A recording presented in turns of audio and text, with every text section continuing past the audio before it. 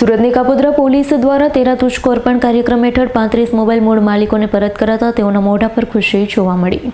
સુરતમાં ગુમ થયેલા કે ચોરાયેલા મોબાઈલ સહિતની વસ્તુઓ મળ્યા બાદ મૂળ માલિકોને પરત લેવા માટે કોર્ટના ધક્કા ન ખાવા પડે તે માટે કોર્ટના આદેશથી પોલીસ મૂળ માલિકોને તેઓની વસ્તુ પરત કરે છે। સુરતની કાપોદ્રા પોલીસે પણ તેરા તુझको અર્પણ કાર્યક્રમ હેઠળ 3,75,000ની કિંમતના 35 મોબાઈલ મૂળ માલિકોને પરત કરતા તેઓએ પોલીસનો આભાર માન્યો।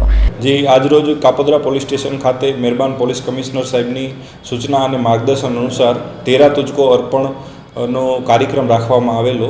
કાપોદ્રા પોલીસ સ્ટેશન વિસ્તારમાં જુદી જુદી જગ્યાએ ખોવાયેલા, ચોરાયેલા, પડી ગયેલા જુદી જુદી કંપનીના મોબાઈલ ફોનો કુલ સંખ્યા 35 જેની કુલ કિંમત 3,65,000 જેટલી થાય છે તે જુદા જુદા મોબાઈલો મળી આવતા તેમના મોબાઈલ ધારકોને મૂળ માલિકોને આજે તેરા તુझको અર્પણ કાર્યક્રમ અંતર્ગત મોબાઈલો પરત આપવામાં આવેલા છે।